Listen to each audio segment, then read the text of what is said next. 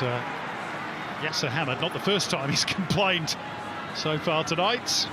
Not happy with Matt Leckie. Just on the topic, Simon, of players coming and going outside of the boundaries of our national team, there's going to be some big news in the A-League men's comp. In the next day or so, I'm anticipating former Japanese international Hiroki Sakai set to join Auckland. Wow. Breaking news. Scoot Harper. Breaking news. You're at it again. Oh, well, you know. Well, I think that is really exciting. It's a terrific move. Yeah. Auckland setting down a marker. See what the response is around the place. But that's that. Back to International World Cup football here at HBF. What a great setting. Beautiful, beautiful conditions. The pitch immaculate, and it's a world away from where the Socceroos had to do their business against Bangladesh. Yeah, that was a tough 90 minutes. Just 3 shots on target. Fortunately for Australia, 2 of them counted. It's a cheap giveaway by Cameron Burgess, and Palestine looking to launch one over the top.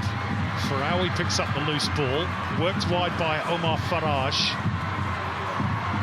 Looking for the 1-2 down that right-hand side with Islam Batran before Aziz Bayic slid in.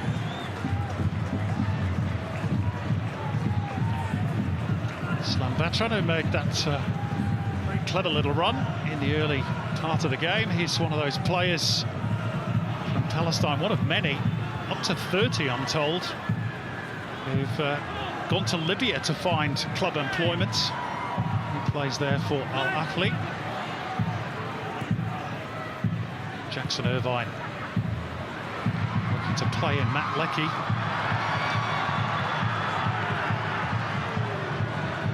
And he and Yasser Hamad having quite the battle down that right-hand side.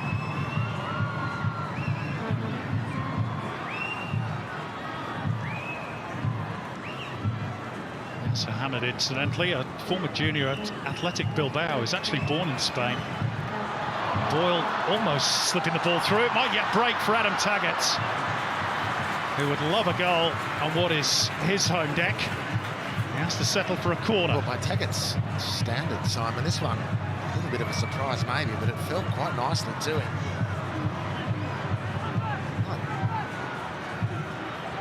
Not overly easy, but still within his remit. He realises what a great chance that was to score for his national team in front of his home crowd.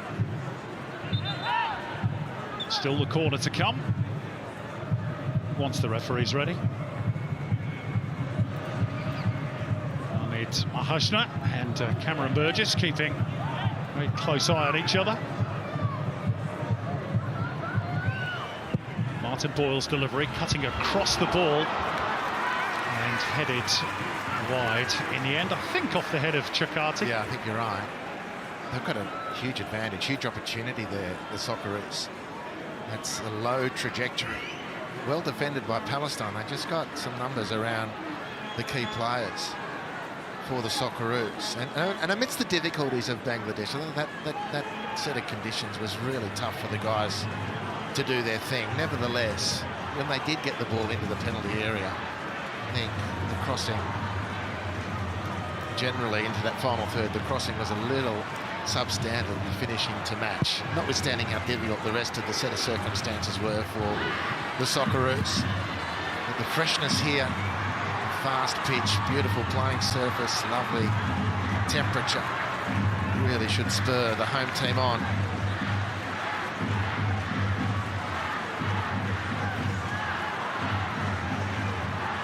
By the way, you'll notice the Socceroos are playing in black armbands tonight. That's to honour the memory of Dr. Siri Kanangara, former national team doctor for many years, and former national team goalkeeper Ron Lord, both of whom recently passed.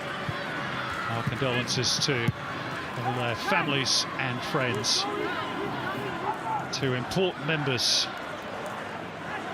of the national team in years gone by. Here's Chakati. Looking to launch one for Bajic, but out comes Rami Hamada.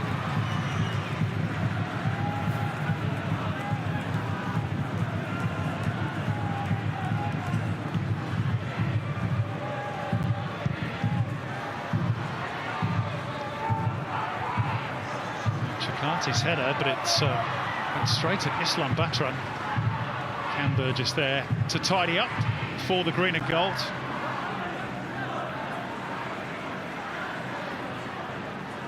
Burgess, who's about to become the 8th West Australian to play in the English Premier League as of next season with his club side Ipswich Town, if selected, of course.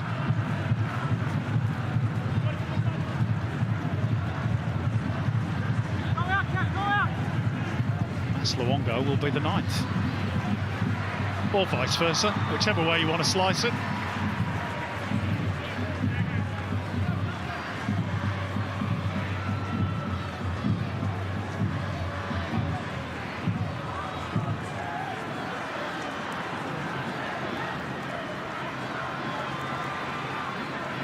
Bacchus, Bajic driving it low, but Mahajna was there for Palestine. Good feet. And Palestine could be away here. There's nobody in the middle, but the runners are arriving now. If the ball is good, it's not bad. Really important challenge by Chakati. And Gethin Jones was in there as well to deny Mohamed Rashid an equaliser. Oh, it's a fantastic move upfield, and it's just a heavy touch from Mohamed Rashid. Unfortunately for Palestine, Chakati stretching in brilliantly to save. Hallmark of the defending that has helped his team qualify for Italy's Serie A next year. Brilliant stuff. Although Australia rather porous on the counter-attack defensively, and I think it was Aziz Bajic with a pretty tame attempt to deliver the ball upfield and into the Australian penalty area to attack the Palestine goal, and quick as a wink. Palestine were away.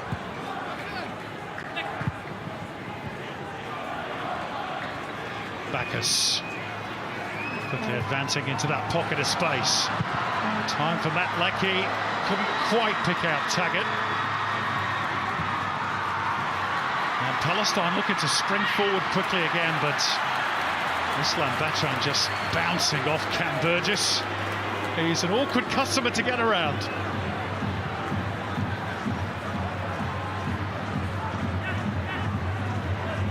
Well, minus a pogo stick or some turbo charges in your boots, is almost impossible to get around Cam Burgess. Or over.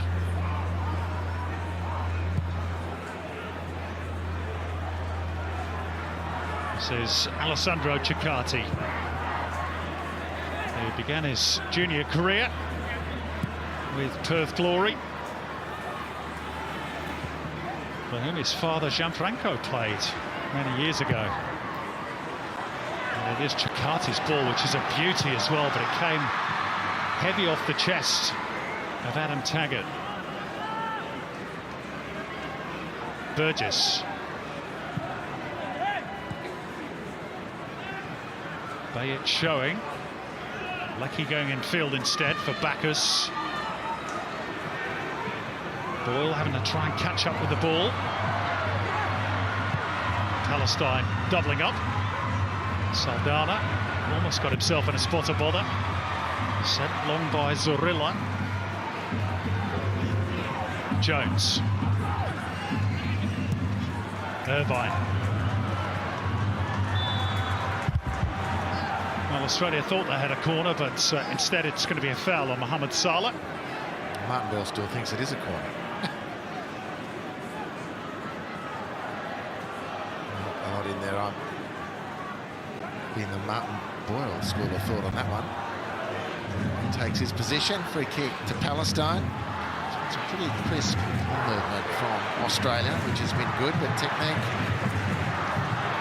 on some occasions has led the team down in the attacking third, and some pretty desperate defending. Outstretched legs. Mohamed Saleh. Termanini is cutting out crosses. Cutbacks. Palestine looking pretty energetic on the counter-attack, making for good viewing. That's a really good piece of play, that, by Cassini Yengi. Cushion the ball onto his chest to pick out a teammate. This is Aziz Bayic, who's not played a lot of club football of late. Of course, he's been on loan to Al Nassr, Cristiano Ronaldo's club in Saudi Arabia. And he made a handful of appearances after picking up an injury. He drifts rather tamely behind. There he is, Aziz Bayic, winning cap number 71 tonight, which moves him past the great Peter Wilson, Harps. And Jackson Irvine, by the way, moves level with Peter Wilson tonight on 70. Yeah, it's I mean, they're impressive numbers. Really impressive numbers. Boyle has managed to stay on side. Can he reel the ball in? Not quite.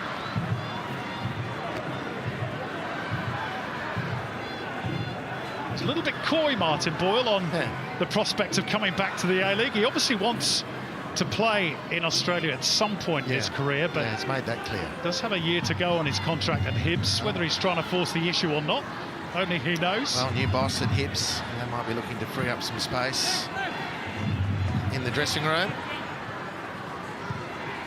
It's not a bad audition for Boyle, not just playing at Perth's home ground, but of course the new football boss at the Glory, Stan Lazaridis, is in the house, of course, contributing to the coverage.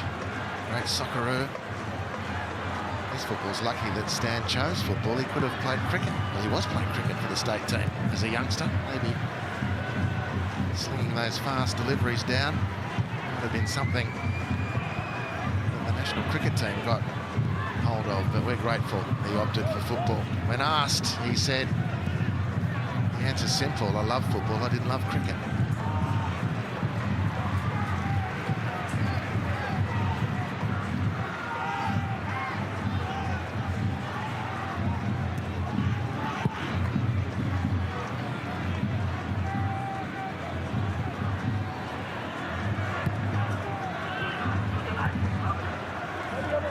Gethin Jones. Another one who's sort of back home tonight, born in Perth, relocated to Wales at the age of 3.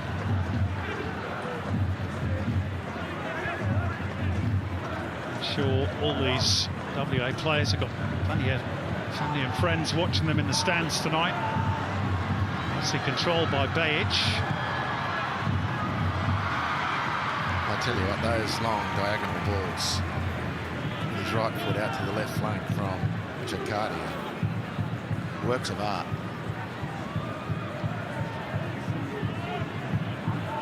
Just his second cap tonight, Alessandro Jakarta made his debut against New Zealand last year. Very much one for the future.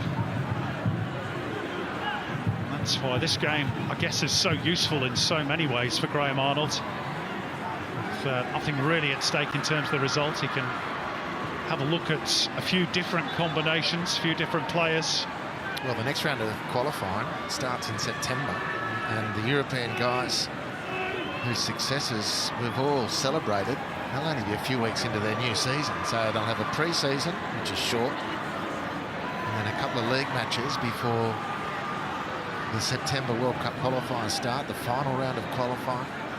The Socceroos will be drawn in one group of 6, 3 groups of 6 from Asia, the top 2 from each group on the home and away tournament, go through to the World Cup.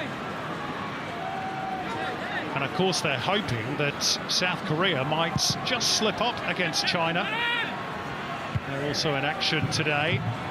If they were to slip up, and Australia playing victory here tonight, then Australia would overtake the Koreans and have, in theory at least, a slightly easier final round draw.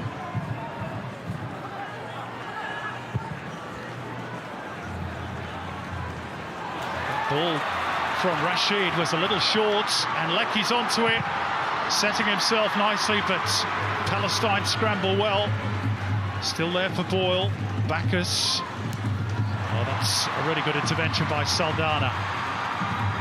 Gets Palestine moving forward, and Farage will get the throw-in off Chakati. Big opportunity for Australia. Matt Leckie winning the ball in the duel and then not really bursting into the penalty area. There was a laneway through to the goal.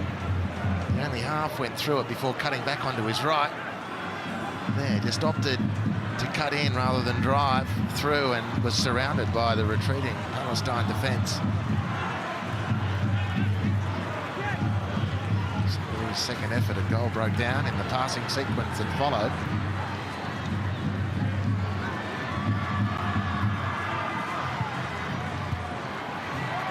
Wasn't a particularly good ball forwards, and it might open the door here for Australia.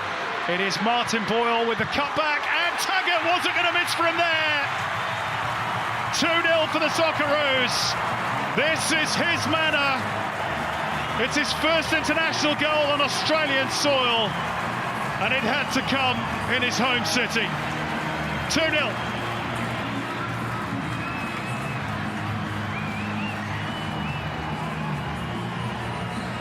Oh, it's a great moment for Adam Taggart. Well won in midfield. Matthew Leckie intercepting the pass. Taggart instinctively helping the ball over to Martin Boyle. Had his own opportunity to go for goal, but just took a breath and realised that Perth Glory's marksman and Socceroo hero now at home, Adam Taggart, was bearing down on the near post. Nice control from Martin Boyle. Tees it up for Taggart, and his second sighted goal isn't going to come up empty. He nails the finish. And what a great moment for Adam Taggart. Last season's Golden Boot winner in the A-League, with his first international goal, not just at home, but his first in almost 5 years. His last one was the winner against Jordan in 2019, which was the last goal that Australia scored before the pandemic hit the world. Yangi's offside here. Had a great moment for him. He's had his ups and downs, Adam Taggart, but the move back to WA has certainly paid dividends for him and for Australia.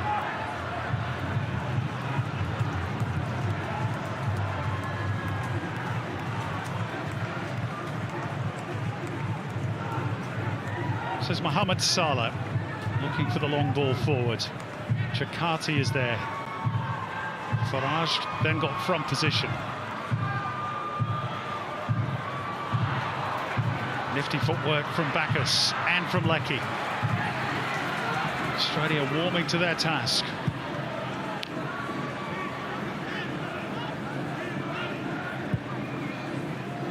I mentioned how infrequent the visits to WA have been in the past. That first game against the Soviet Union in 1975. Australia's only loss in WA came against Ghana 20 years later, 1995.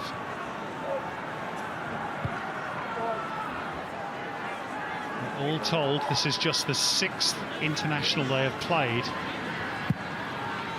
in Western Australia,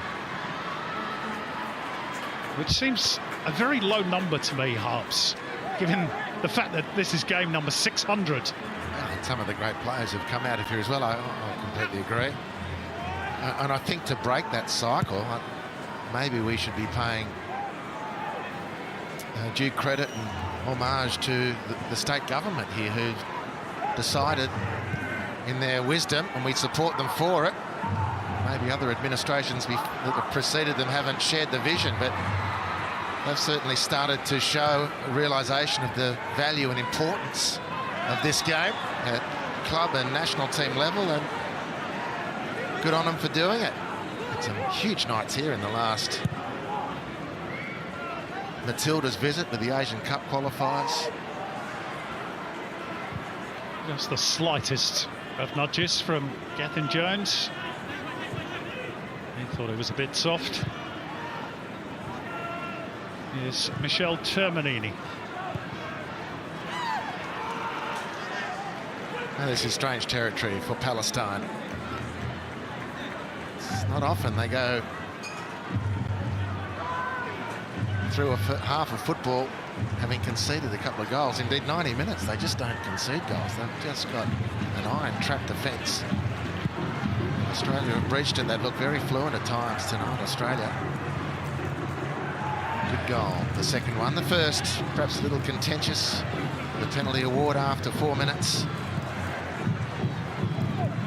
Palestine have had a couple of moments themselves. Really, the Socceroos have looked to be in good nick. This is Moussa Farawi looking to send the ball forwards, but only Cameron Burgess there.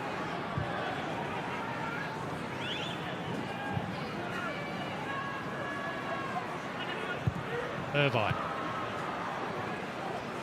Yengi for Bacchus. Taggart. Saldana with the interception. And Zorilla continuing the charge. Out for Moussa Farawi. Only partly cleared by Burgess, and was there a foul on the edge of the D on Zorilla? Palestine looked hopefully at the referee, but no whistle was forthcoming. Joe Gacci spotted off his line. A cheeky effort from Hamid Mahajna. Yeah, certainly worth a look from Mahajna. Gacci not to be troubled, although he did fumble the ball as it came through.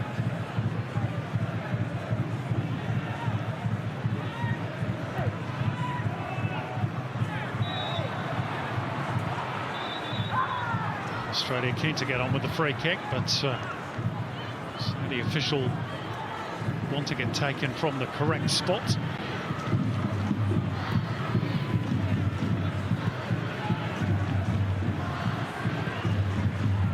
Australia having built their 2-goal cushion. They want to make it 11 clean sheets in 13 internationals. This is great work from Bacchus. The cutback's not bad either, but just evaded the 2 runners. And now Moussa Farawi. A little flick inside for Batran. It's good football by Palestine. They can play. Farawi. Oh, and then a poor touch by Mahajna. Somewhat slows that momentum. Saldana.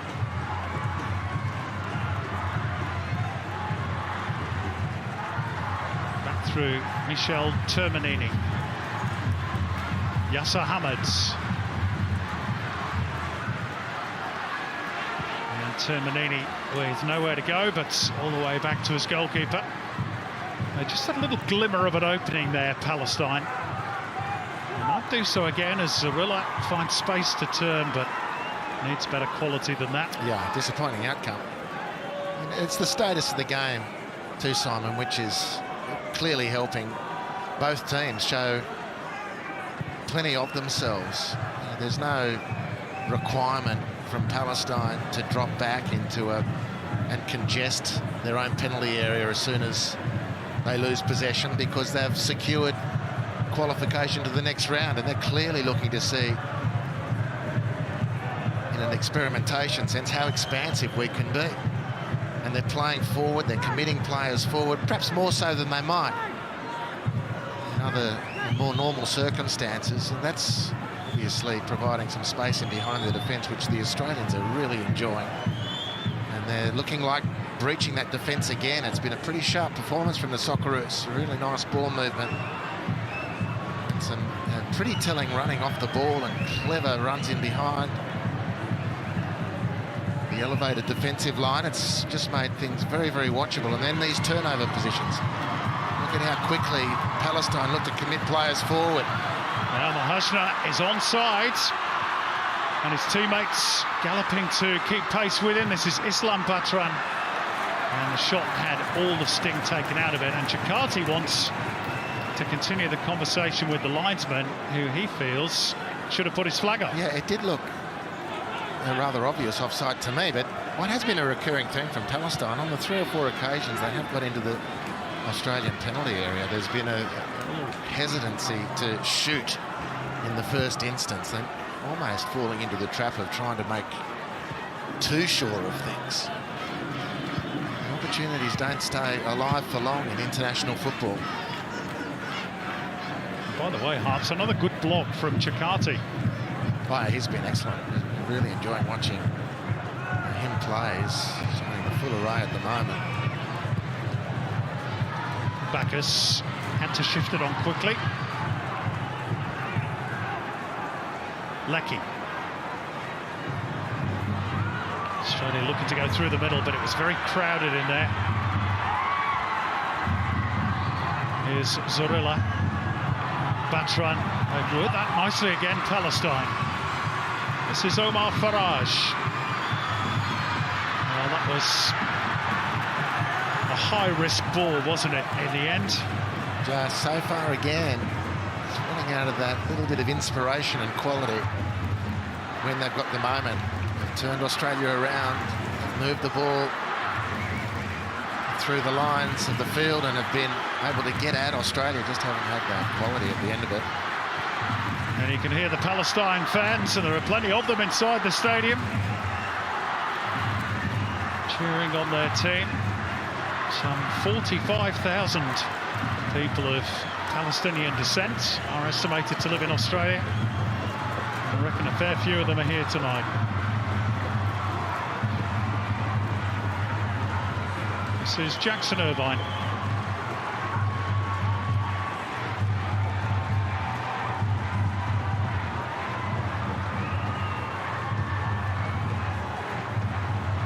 Burgess. Bajic.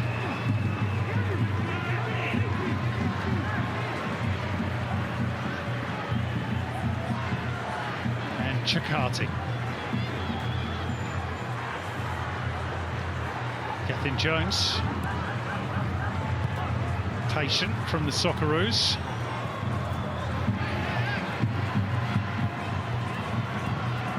Whilst we have the opportunity, we should perhaps also congratulate Kevin O'Neill, former Socceroo. I think the oldest living Socceroo, who's been awarded an OAM in the honours list a couple of days ago. 99 years young. Remarkable. Talk about making a bloke wait. That's true. But they got there in the end. And that's the main thing. And big congratulations.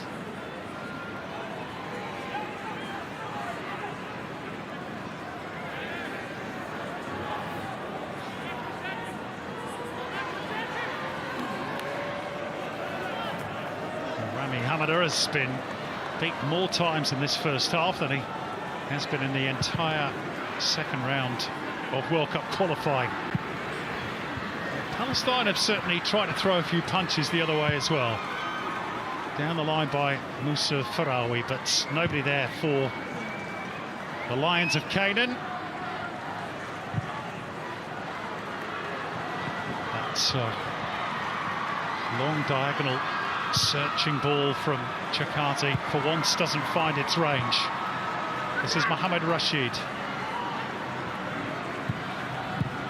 He probably had Palestine's best opportunity before it was snuffed out by Chakati. Zorilla works it wide for Farawi. The cross deflected and Batran trying to lift it over the defender. They appeal for a corner, Palestine, but they're going to be disappointed. Now, a ripple of applause breaks out around Perth Rectangular Stadium in honour of the late Dylan Tombidis. As the banner says, gone but not forgotten. And the Socceroos, as mentioned, partnering with the Dylan Tombidis Foundation tonight, of which I am a proud ambassador, into research and hopefully one day a cure for testicular cancer. Bacchus maybe just caught a little late there by Ahmed Mahashna. He's going to get the first yellow card. He's only just back after suspension, Mahajna, after being sent off against Bangladesh. He was just a little bit late and a little bit high on Bacchus. Yeah, pulled his boot away, though, importantly. It wasn't comfortable for Bacchus, and it wasn't the heaviest of contact, certainly the way the tackle was initially shaping up.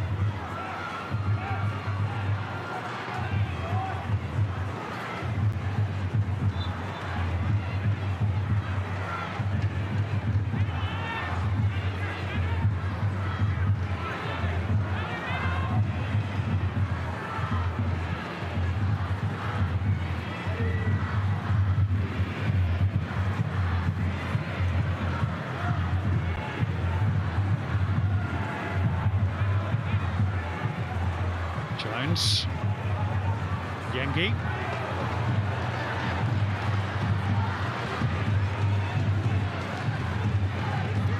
Ahmed Rashid, fully aware of Adam Taggart's presence. He's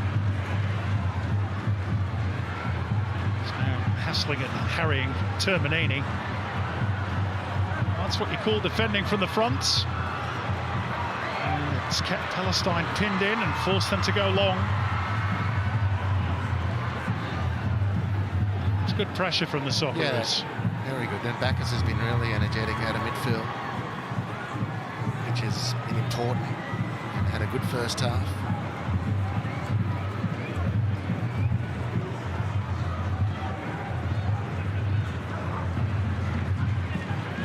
It's a lovely ball by Irvine. Good touch as well by Boyle. Yengi on the turn, there's no flag, surely three. It is, it's a double for Kusini Yengi. A little look to see if the flag was going to go up, but it didn't, and Australia are 3 clear.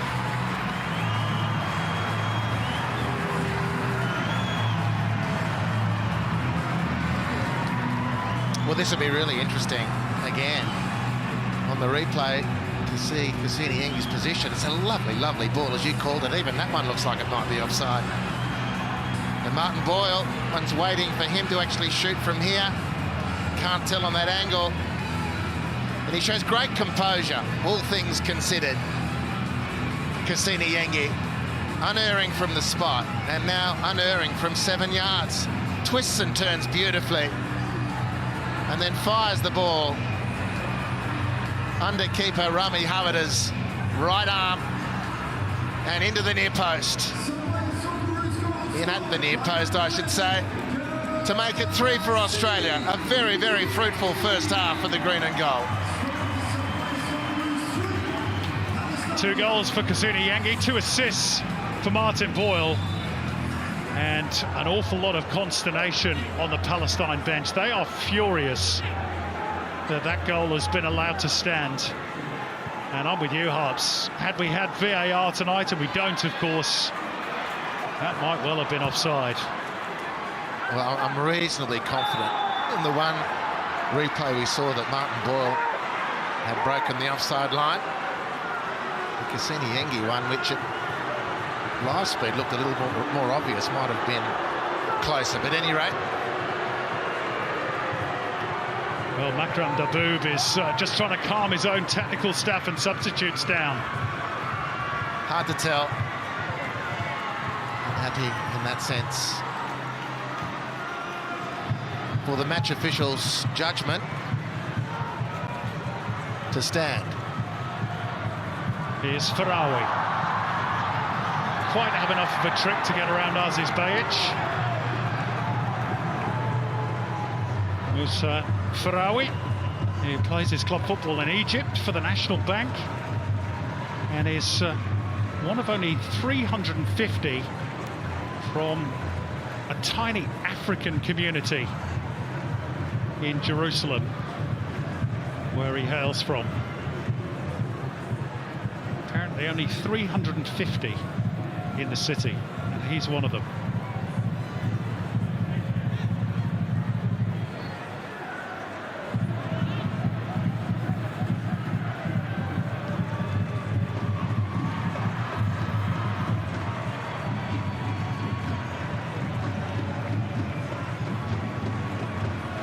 Palestinian team, Harps, really is a melting pot, isn't it? Of so many players from different parts of the world, but all with that strong link with Palestine.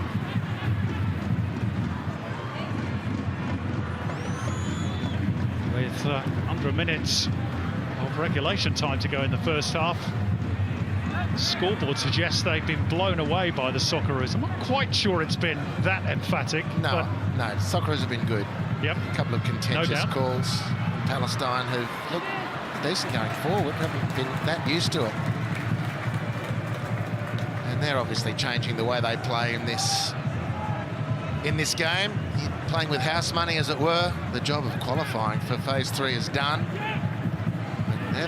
They are smarting, clearly, by the reaction to that third goal. They're smarting. And a couple of the decisions. 3 minutes of time to be added on, or a minimum of. I wonder whether Makram Daboob might throw on one or two of his bigger hitters in the second half, the likes of Ode Daber, Musab Al-Bata.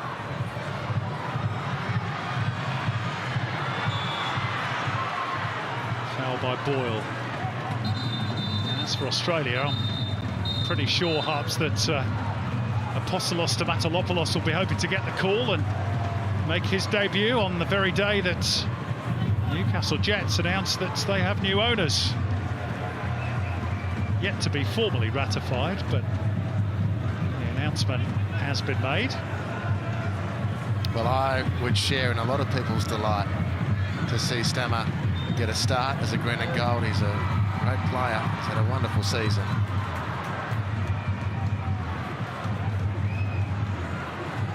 A little bit careless from Leckie. Saldana. Zorilla. Mohamed Rashid.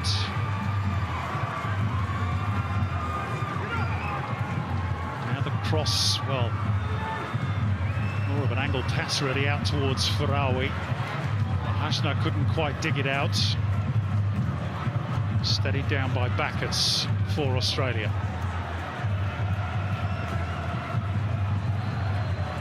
And they have pinged the ball around quite nicely, the Socceroos, helped by a good surface. Yeah, indeed, and a team that wants to play aggressively against them as well. They've shown a willingness to try and get in behind the Palestine defence. It's been good to watch. Cassini Yengi, Martin Boyle's been pretty dynamic down the right-hand side.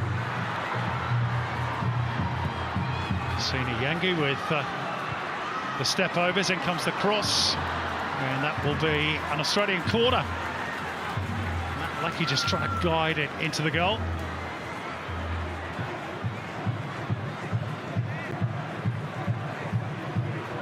First touch off Mohamed Rashid.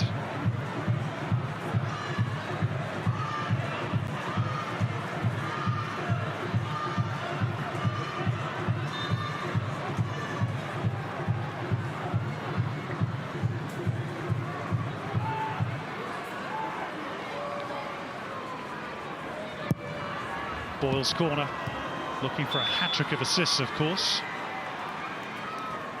Whistle's gone in favour of Palestine.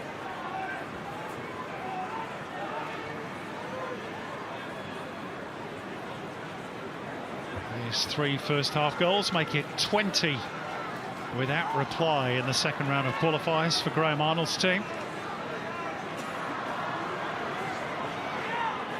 And what is the perfect setting in Perth.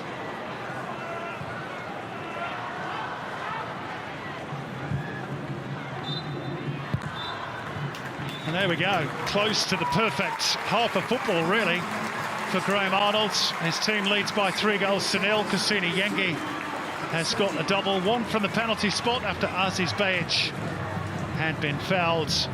Adam Taggart with the other goal, 2 assists for Martin Boyle. Bit of contention about 2 of the 3 goals, whether it was a foul for the penalty, whether Martin Boyle was offside before he crossed for Cassini Yengi to score the 3rd, and Palestine will continue to argue about that as they wander off into the dressing rooms, and we're left with a half-time scoreline of Australia 3, Palestine 0. We're off to a quick break ourselves. On the other side of it, join Tara, Stan Lazaridis and Jacob Burns for their thoughts on the first half. Don't go away.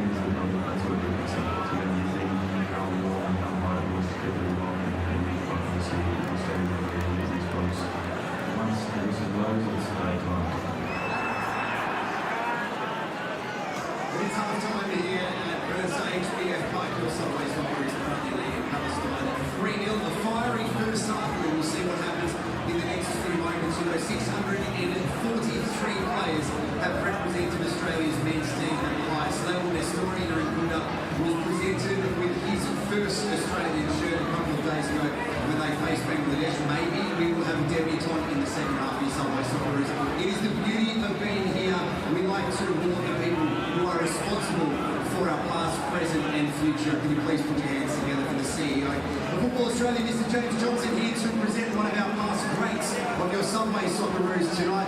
Welcome to you, James. I'm going to give you your moment because tonight we get another opportunity to present the cap. Tonight is cap 271 to Socceroos. Please put your hands together for Socceroos, who's here with his family tonight. A member of the WA Football Hall of Fame. He made a name for himself with his journey through his junior career. Went on to represent his state on 37 occasions at senior level, earning national selection during his spell with Brisbane City in the NSL, representing the Socceroos twice in the 70s against the Republic of Korea and Greece. Congratulations to Socceroos for all your achievements in Australian football, and thank you.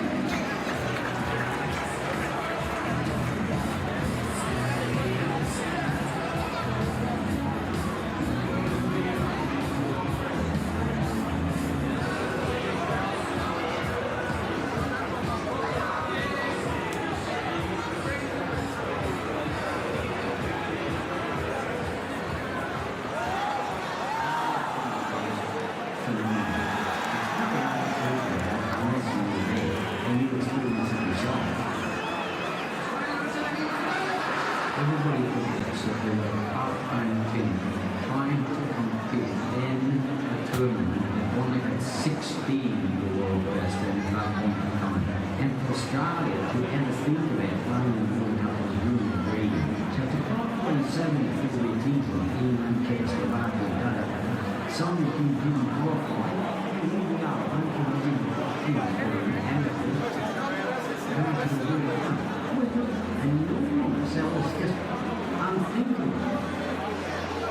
Australia would show definitely has some determination to be able to win. Many teams are trying to win. They have to win. It's hard to describe from the outside the actual culture that we developed inside that squad because we were a band and what we developed never be found there. Just to be the team. I was proud of going to the World Cup finals. Not really was proud because I was being involved with the players who were there. They were fantastic with the team. I'm so proud and really be proud of them.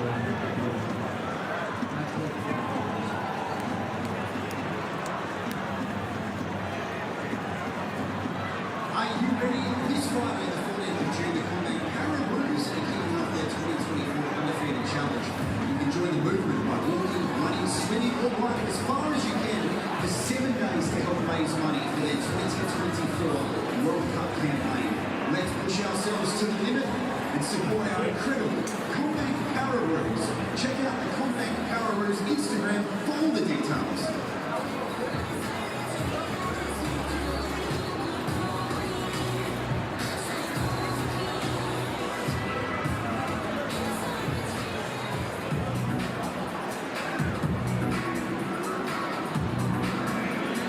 Your Subway Socceroos are feeling pretty good at the moment. We are minutes away from kick-off for this second half with a 3-0 lead. It is time to warm ourselves up a little bit as winter has certainly hit Western Australia.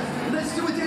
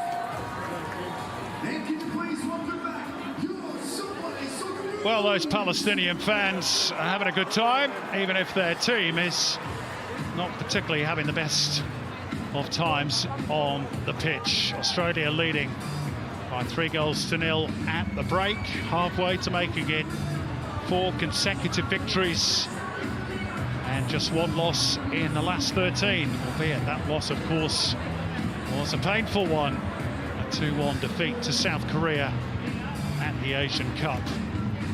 As for Palestine, they are not just in the 3rd round of Asian World Cup qualifying, but by dint of finishing 2nd in Group I, they have also qualified for the Asian Cup in 2027, which will be their 4th consecutive tournament on the regional stage, as have the Socceroos as well, of course. Now, it doesn't look like either coach has made any changes at the break. I'm sure that they will come. There is Camilo Saldana, born in Santiago, of Palestinian descent. Actually played once for the Chilean under-20 team against Uruguay in Montevideo. Another one of the Palestinians playing his club football these days in Libya. So Palestine in all reds, kicking from left to right in this second half. And Andy Harper, thought we might have seen 1 or 2 changes in the break, but Graham Arnold keeping his powder dry. Yeah. You'd expect it to be that ceremonial 60th minute or so.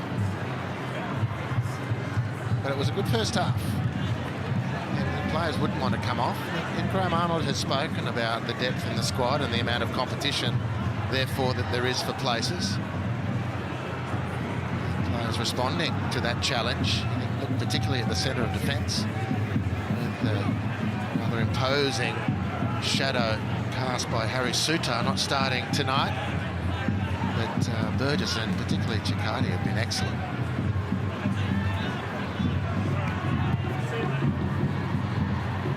There is Chikati with the latest intervention, setting Martin Boyle away down the right, trying to get past the defender, but although he did create the angle, the cross wasn't particularly good.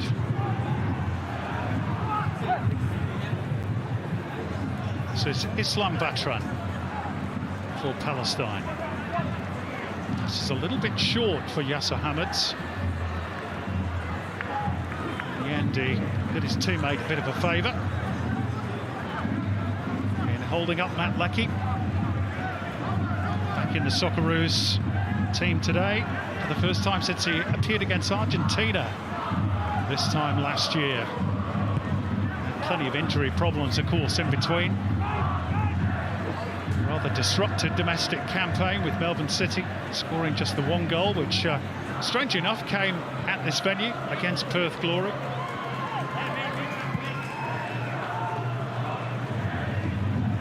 Good to have him back in the international fold.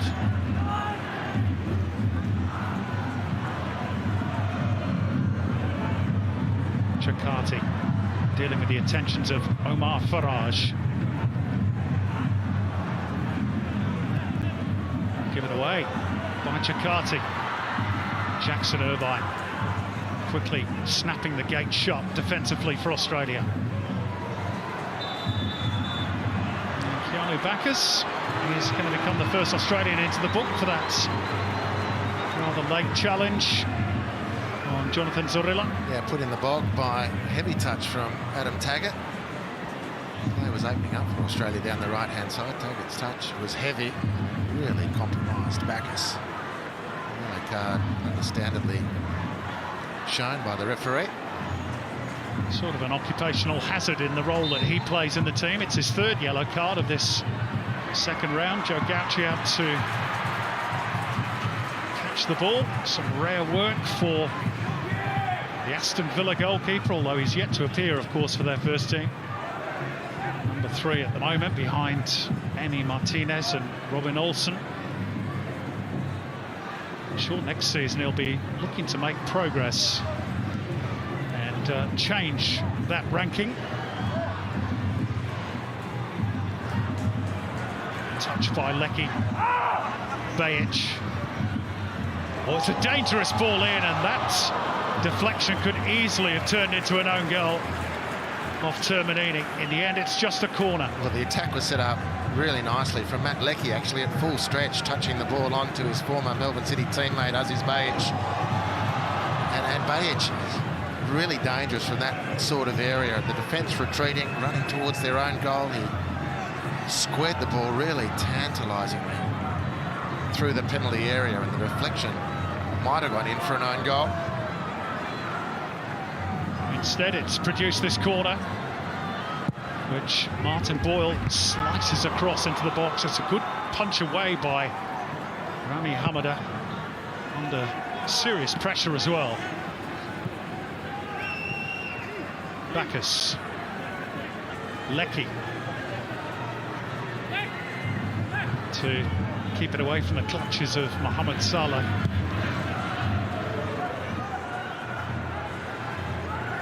Bajic.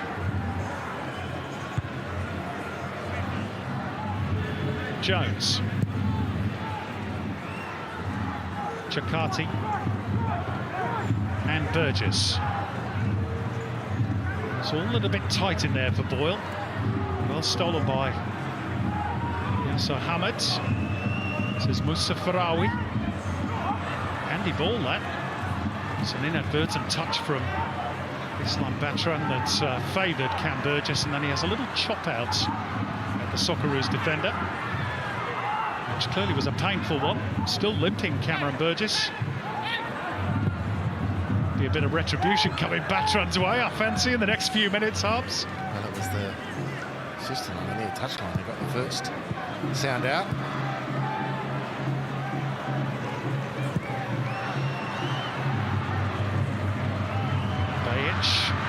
Probably not the direction he wanted that ball to go in. Burgess sweeping in behind. Good use of the body from Taggart, and Boyle is away. Yengi, the decoy, trying to open it up on that right-hand side for Matt Lecky, but well read by the goalkeeper. It was a lightning-quick counter from Australia. That was terrific from Taggart. Again, to set that up, and Boyle skipping through with great freshness. Couldn't find the pass. It was an ambitious effort. Might have been better served to have played the ball down the line to Cassini Yengi.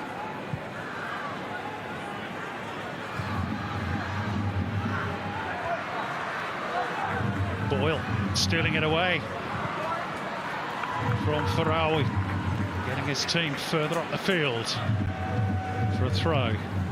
Among those watching in the stands tonight, Socceroos regular number 1, Matt Ryan, not involved in this squad. On his off-season break, of course, from AZ Alkmaar. Rumour is he might be moving on from there in the off-season.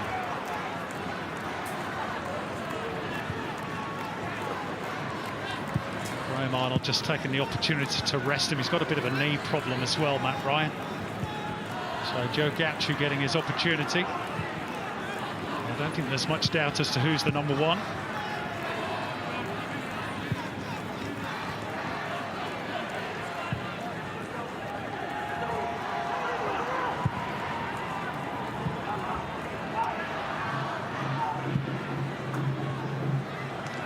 Sort of flicked by Lecky. Not his first in the second half, and Yengi's speed takes him clear. Big chance for 4. They're queuing up. Martin Boyle couldn't miss. Adds a goal to his 2 assists, and Australia have a 4-goal cushion now. Beautifully worked.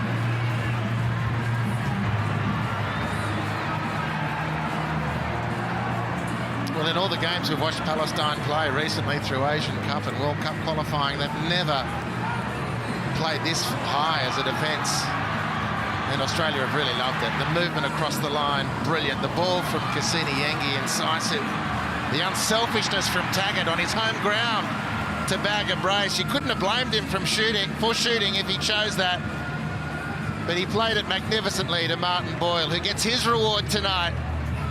2 assists and now a goal, and 4 for Australia. On that occasion, Palestine cut to pieces. It's his 9th goal for his country in his 29th appearance. And his first since the Asian Cup.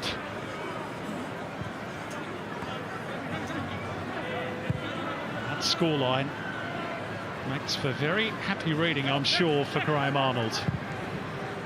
On the back of a lot of changes tonight, albeit that Palestine have made changes as well.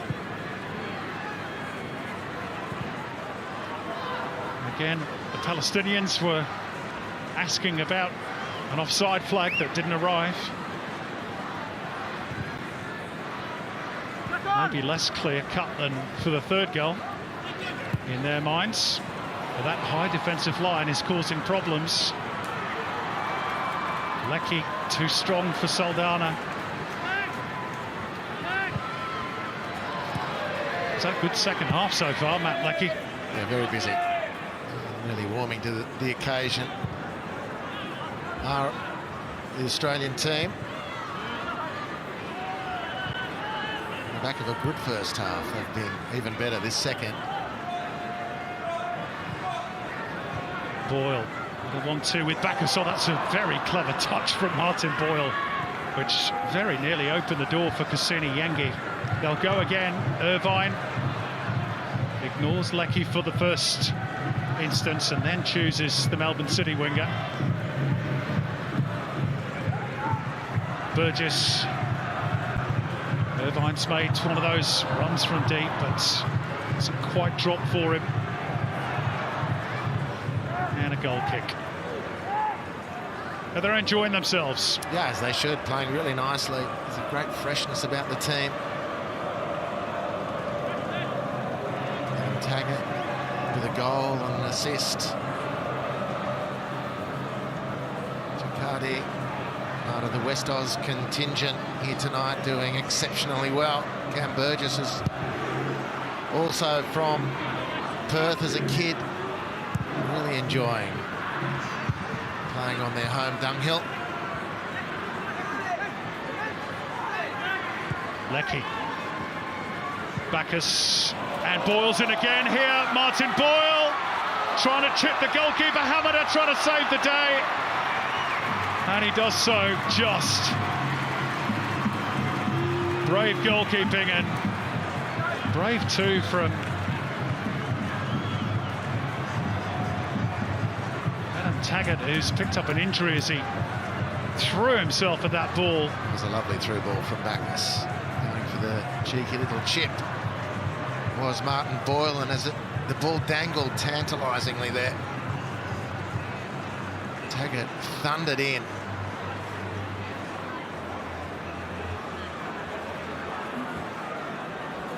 Well, he got a whack to the head on the way through as well, Adam Taggart.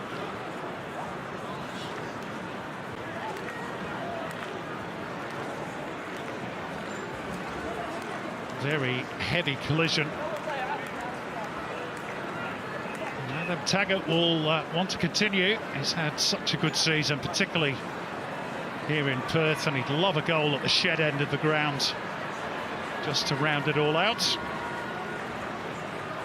But credit to the goalkeeper, who got the slightest of touches on Boyle's cross and then threw himself at the ball, helped out by his defender.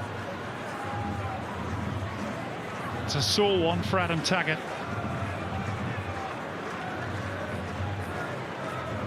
Almost the same combination, Harps, in reverse as for the 4th goal. Yeah, indeed. And the movement across the front by the Socceroos has been one thing. The willingness, the ability of the player in possession of the ball to reward that run, to find the space, to split the defence has been compelling also. Socceroos substitutes. Warming up, Josh Nisbet there. We are going to see the first changes made by Palestine. Omar Faraj to be replaced by their main man in an attacking sense, O'Day Dabert, who plays his club football in Belgium for Charleroi. and has scored a few goals for them in his debut season there as well. And Mohamed Rashid, who had a good chance for Palestine in the first half, takes his leave as well, to be replaced by Ahmed Sawafta. Adam Taggart still a little bit proppy on the back of that challenge. Whether he'll continue or not is in the hands of the medical team. I'm sure he wants to. Graham Arnold just going to have a chat with one of his goal scorers tonight. Yeah, and I think that's probably the wisest thing. If he's got a bit of an injury, there's no point inflaming it even further.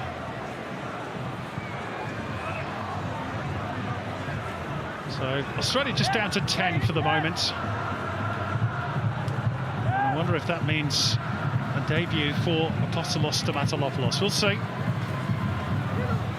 He would be the natural replacement off the bench for Taggart.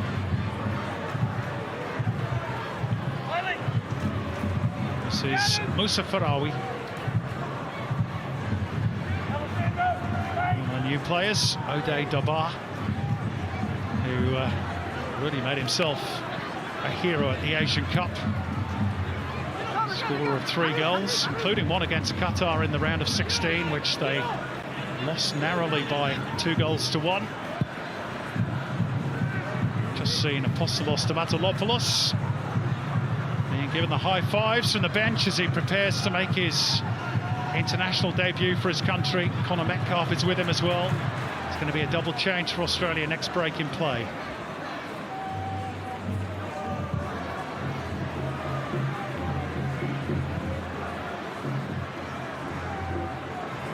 Bajic.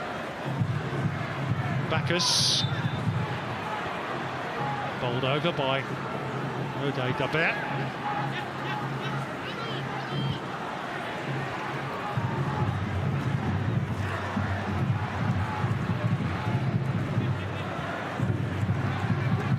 Jones.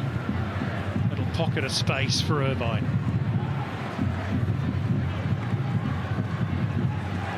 Burgess. Bacchus just a little bit short with the return pass. Forward by Jones. Good touch by Irvine. Tim Boyle not quite able to control it.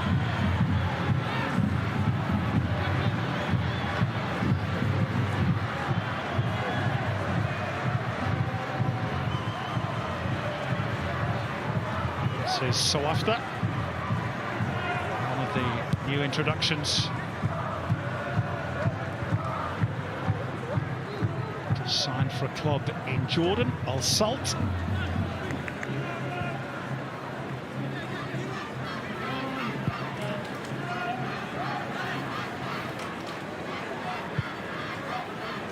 Termanini.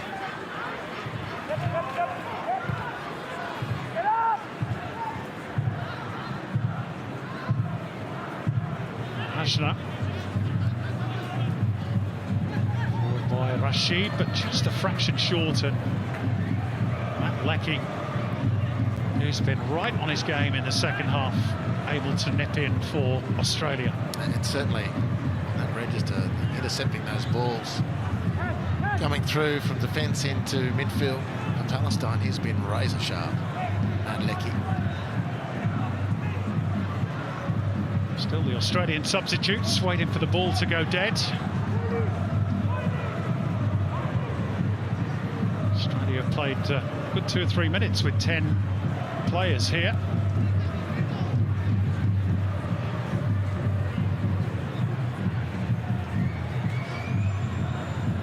Bacchus.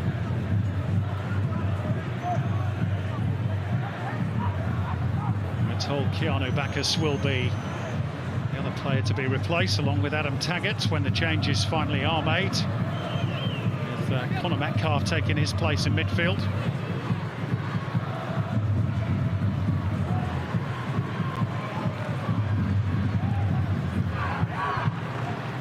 Maybe that's just with one eye to the fact that he is on a yellow card as well. Don't want to risk a send-off and missing the opening game in round 3 of the qualifiers.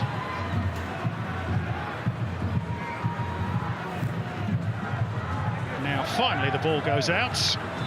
And here's the big moment for Apostolos Stamatolopoulos. About to become the first Newcastle Jet to represent Australia since Dimi Petratos in 2018.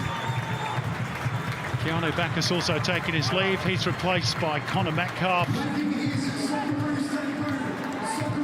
And what a season Apostolos Stamatolopoulos has had for the Jets.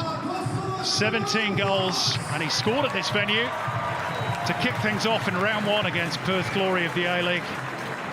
All capped off with his first game for his country. It's a great story, Harbs, because he's had a very up and down career. Yeah, and is up at the moment. It's a magnificent night for Apostolos Stamatolopoulos. He's shown real class this year as a Newcastle Jet on a consistent basis. He's shown that ability over the years, of course, but he's put it together, and the circumstances at Newcastle haven't been altogether that easy. And the status of the club's ownership, etc. Robbie Stanton, the first-year coach, did a brilliant job with the guys, and Stamatolopoulos really responded, and now he's a Socceroo. And remarkable to think that two of the top scorers in the A-League this season just gone came from two of the three bottom clubs. Stamatolopoulos with the Jets, and of course Adam Taggart with Perth Glory, who finished rock bottom. Two changes for Palestine. Hamid Mahajna replaced by Mohamed Darwish, the number 23, and Mohamed Zaidan replacing Jonathan Zorilla.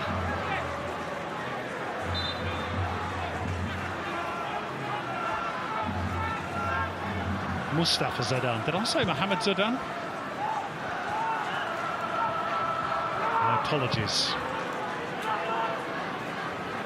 He's another one of the big hopes for Palestine, Zaidan. Not just because of the surname either. Plays in the United Arab Emirates for Hatta at the moment. This is just his second cap, but he came through the academy at Aston Villa in the English Premier League. Very highly rated, creative midfielder. And he's another one that's played a couple of times at full level for Sweden before making the shift.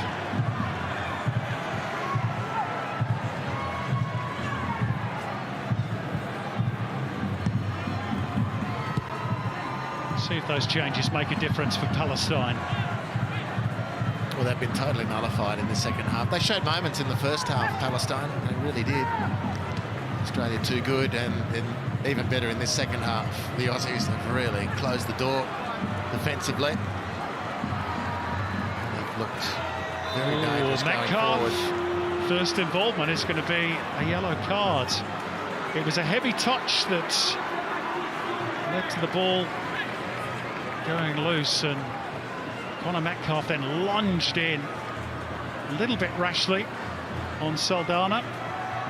He's barely been on the pitch a couple of minutes. He actually got the ball first.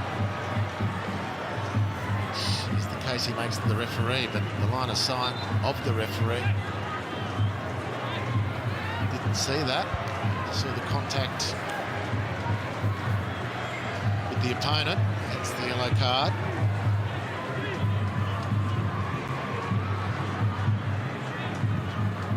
Termanini threads the needle for Saldana.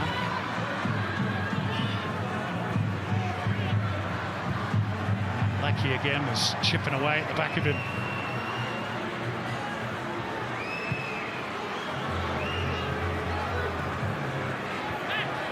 Darwish for Mohamed Rashid.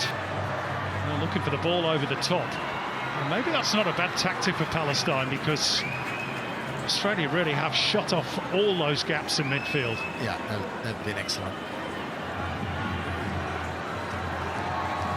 But Burgess and Ducati have been excellent. If the midfield of Australia has been breached, they've been wonderful pairing.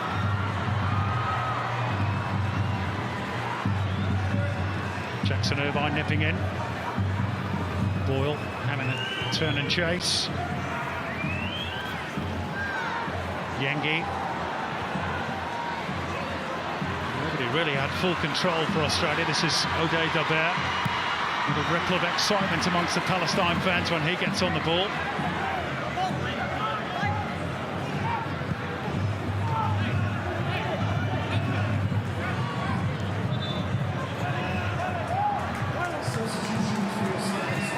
Another change for Australia. Martin Boyle has had a really good outing. 2 assists, 1 goal.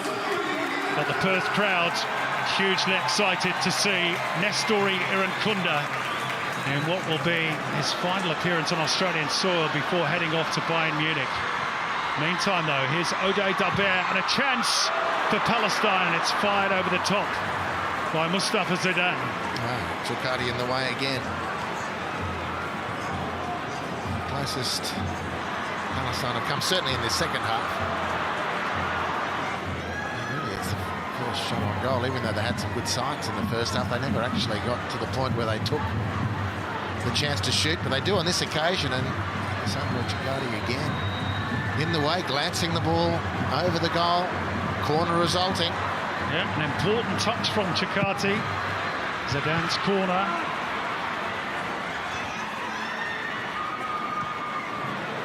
Irankunda desperate to get involved in the action. This is Farawi.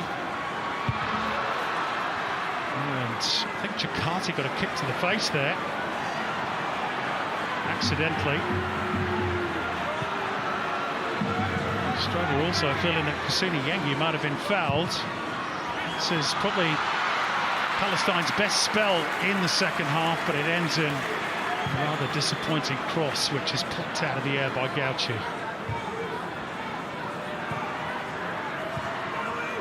Chakati still putting his hand to his face every few seconds, just checking that the nose is still in place.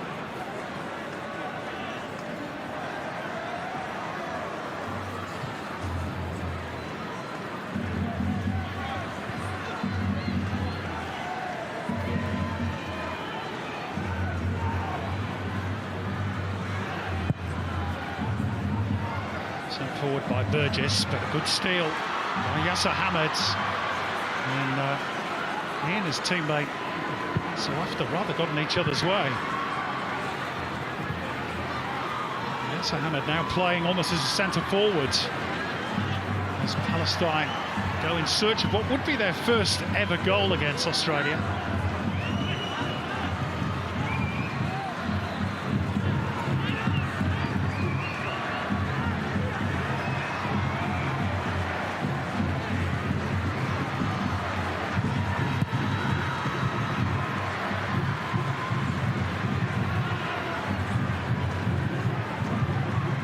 Should qualify that by saying first goal in the modern era. There was some of the internationals against the Palestinian team back in the late 1930s, but not really the Palestine that we recognise today in terms of the makeup of the squad. It's an important intervention by Bajic. Good perseverance by the fullback. This is Farawi. Dabert. Corner ball. Well, it's a good period for Palestine. Some of the changes for Australia have just taken the momentum slightly, and for Palestine, their changes have just given them a little bit of a charge. Burgess with the block. Dogged defensive work of Aziz Bajic couldn't ultimately get the ball clear, and it's now this corner for Palestine. Farawi's delivering.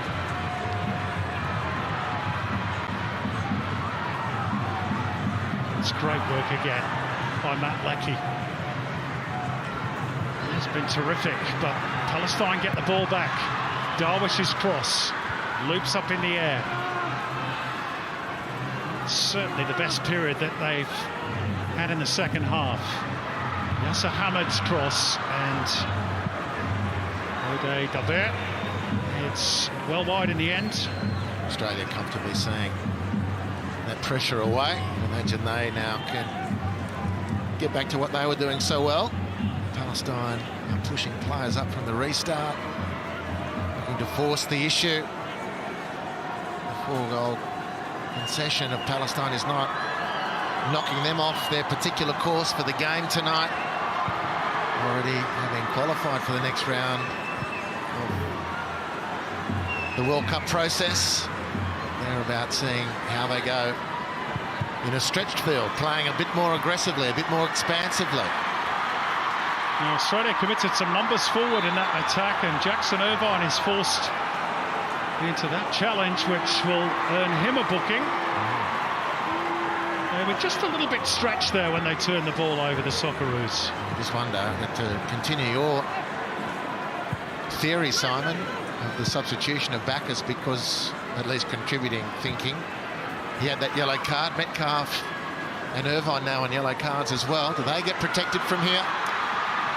Here's Dabert. Well, he's certainly given them a different dimension, hasn't he?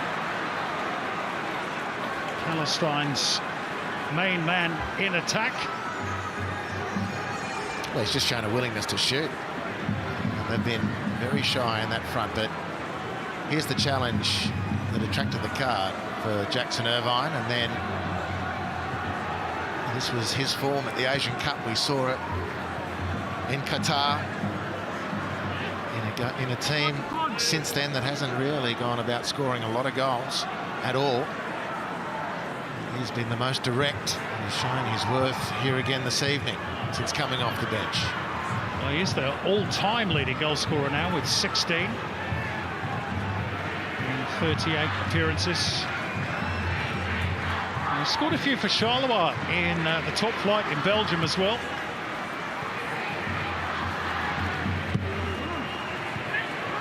Five in 27. Still just 25, so probably a couple of years away from his real peak. Here's Irankunda. Australia barely had the ball since he came off the bench. Termanini, Yasser Hamad, Moussa Farawi.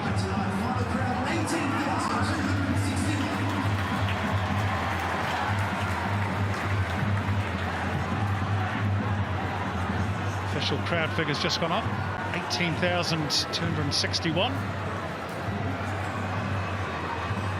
Almost a full house here in Perth.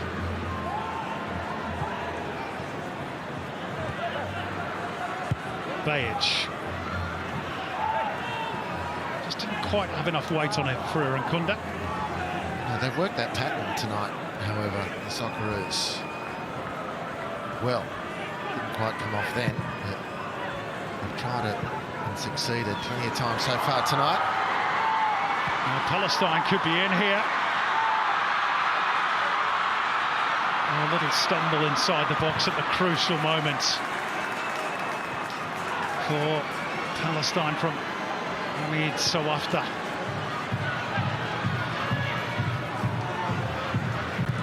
Long-range effort took a deflection which took most of the sting out of it from Mustafa Zidane. But the changes have brought much more of a threat to the Australian goal.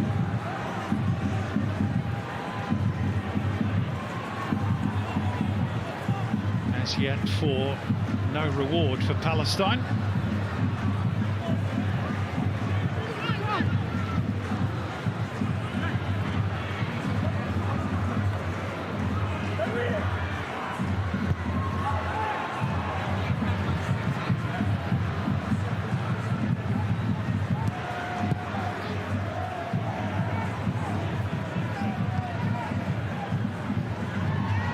Burgess.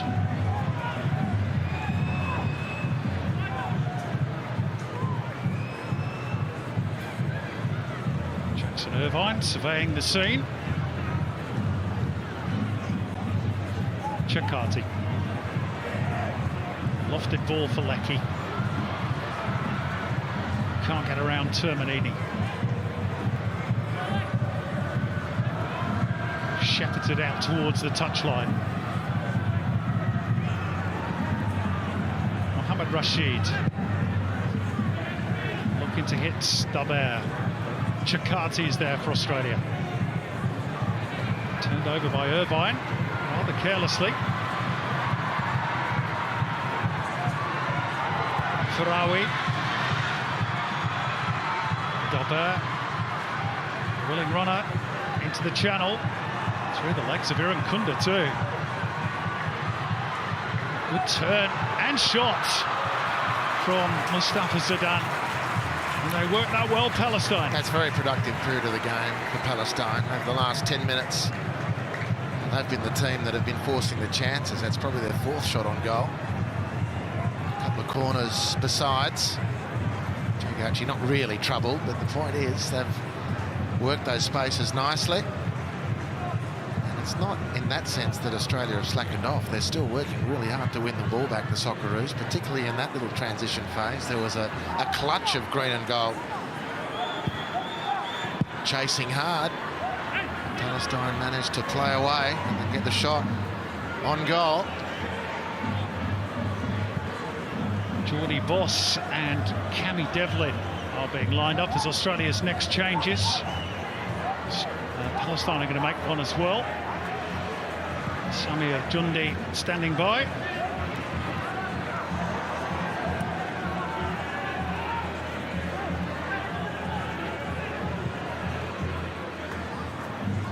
Into the final 10 minutes in Perth. It's been a very productive evening for Australia. Just a couple of reminders in the last 10 or 15 minutes. In the final stage of qualifying, they are not going to have things all their own way. And of course, there will be a step up in level against some of the top teams from the continent as well. All eyes on that draw in Kuala Lumpur on the 27th of June. As Australia bid to make it to a 6th consecutive World Cup finals, which incidentally Harps kick off 2 years today. Lucky trying to drive through, and he was caught there. There's no whistle for the foul, and Lecky stays down. Australia might be advised to put the ball out here, which they do. Here come those changes. Islam Batran to take his leave for Palestine. Samir Jundi, another one of the players who plays his club football in Libya for Al Ahly, will take his place. And the changes for Australia. Cassini Yengi, who's certainly done his job tonight. 2 goals, 1 converted from the penalty spot. 4 goals in 3 internationals now. And Matt Lecky, who just picked up that heavy whack, but who otherwise Harps has had a terrific second half, is the other man to have his number called. Yeah, excellent tonight from Matt Lecky. As usual, such a consistent performer, consistent at an extraordinarily high level. Cammy Devlin takes the stage, as does Jordy Boss.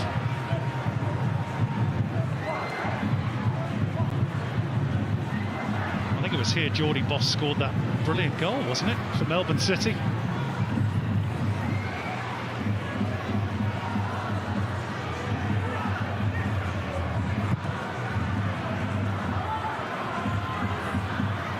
Declined by Terminini. Irvine first the loose ball. Stamatolopoulos, who's struggled really to see much of the ball since coming off the bench as Adam Taggart's replacement.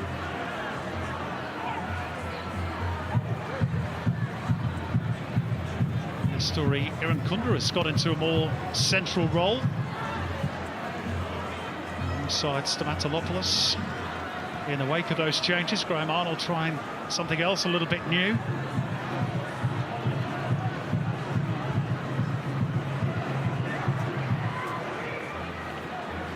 Bajic.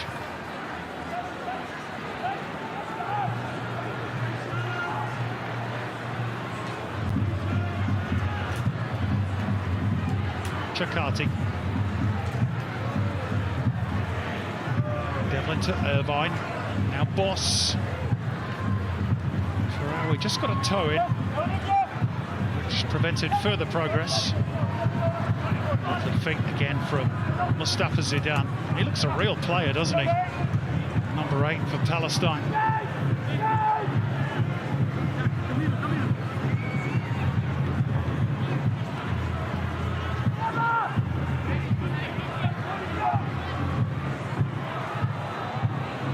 Hamada was the coolest customer inside the stadium, with Stamatolopoulos bearing down on him. Great feet. Yeah, he's a really good goalkeeper. With his feet too, as we saw then. Stamatolopoulos really hard to put him under pressure.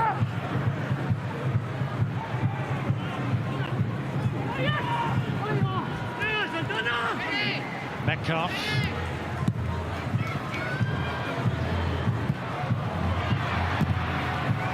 Loose ball favoured Cammy Devlin. Stamatolopoulos hoping the ball would set for him.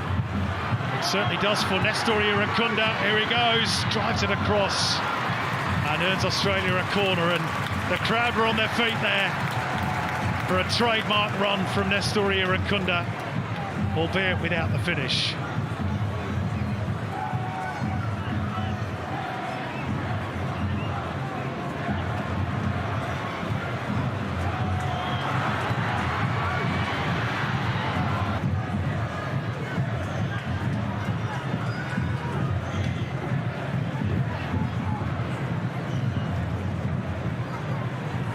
Socceroos corner, just under 5 minutes remaining.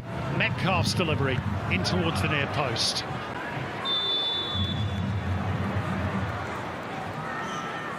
Whistle's gone, handball. He's pointed to the penalty spot again, the referee. Nobody inside the stadium, I think, knows it yet. They do now. And he's explaining to Rami Hamada that there was a handball in there. Makram Daboud is hugely unimpressed, but he's pointed to the penalty spot for the second time tonight. Khaled Salah Al Turais. Let's have another look. That outstretched arm, and it's the same player who gave away the first penalty, Yasser Hamad. Yeah, well, it's a really good spot, you have to say, by the ref. Eagle-eyed. Really eagle-eyed. You wouldn't say that that was intentional from the defender, but in the modern interpretation of handball, that's a great pick-up from the ref. So, Nestor Irankunda, who took responsibility late on in the season for Adelaide from the penalty spot and missed, again steps up, and this time sends the keeper the wrong way. Here come the backflips. The first, we hoped, of many international goals for Australia for Nestor Irankunda.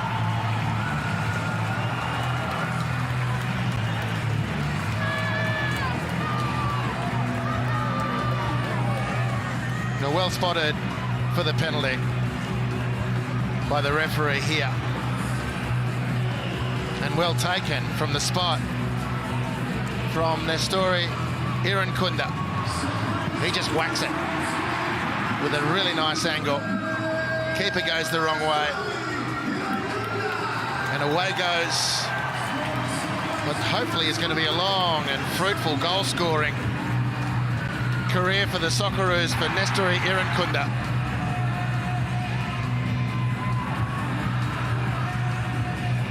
Well, his football talent is incredible. His gymnastics talent is not bad either. And I'm sure we'll see that many more times in the years to come.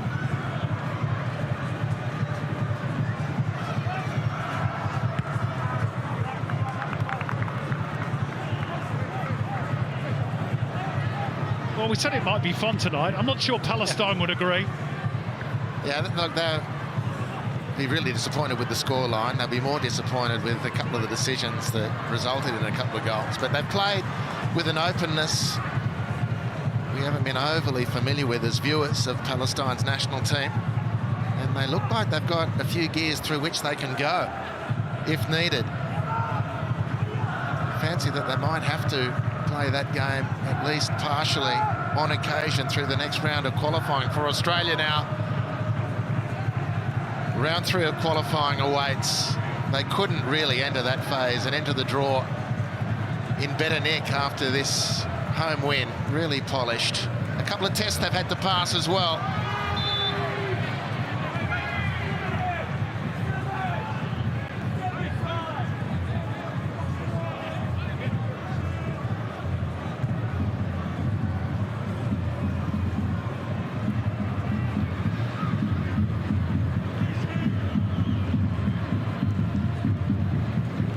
It's not going to be Australia's biggest win in the second round of qualifying. There's still a bit of time to go yet. Of course, they hit 7 against Bangladesh.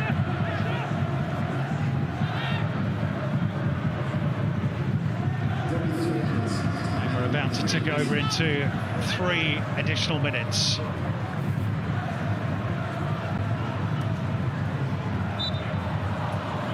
Kunda just catching Mohamed Salah.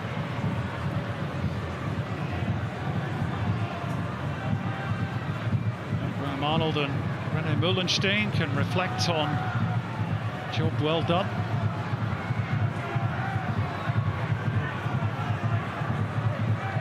All the changes have given Arnold some nice selection headaches ahead of the third round, which will start in September.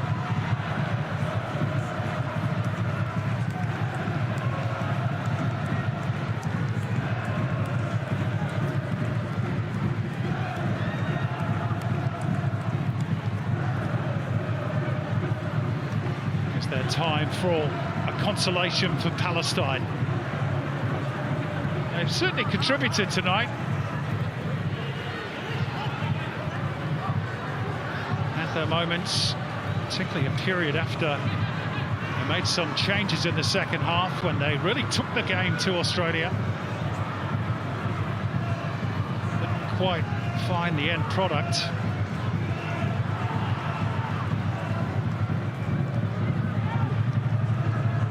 This, of course, a learning experience for a lot of their players as well. A whole host of regular first teamers to come back into the team. Musab Al-Batat, Tamir Sayam, Zayed Kunbar, Wissam Abu Ali. That's 4 players at least who would probably be automatic starters for Akram Daboub, the Palestine coach. All missing tonight.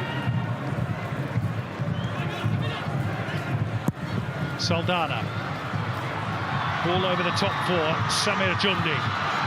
Is there late joy here for Palestine? It's not a bad try from the substitute. And Joe Gauchi worried for a moment or two.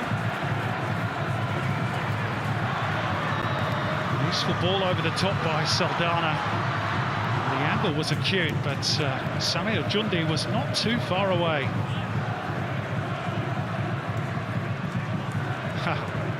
Yep, that's how close it was, Arnie. As it is, Joe Gauchi looks as though he's going to complete a 3rd clean sheet in just 4 internationals. Australia on track for 11 clean sheets in the last 13.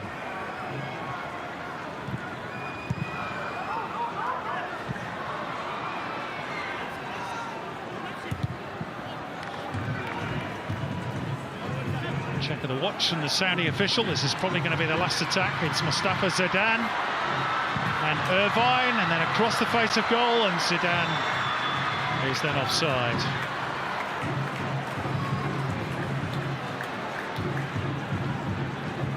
Bit of an inquest going on in the Australian backline between Gauchi and Burgess. Probably about Gauchi's decision to play out in the first place under pressure. But it all matters not, because that is the full-time whistle. And Australia have cruised to victory. 6 from 6 for the Socceroos in their 600th match. They complete a clean sweep in round 2 and make it 18 consecutive wins at this stage of qualifying. Sterner tests await, but the job has been done here in Perth. 3 first-half goals, 2 for Kusini Yangi, 1 for the penalty spot, 1 for Adam Taggart, and 2 after the break, attacking the shed end of the ground. Martin Boyle, who also claimed 2 assists, getting his name on the score sheet before Nestori Irankunda wrapped it up after a handball by Yasser Hamad, who gave away both penalties for Palestine. A very satisfying night at the office for the Socceroos. Full time in Perth, Australia 5, Palestine 0.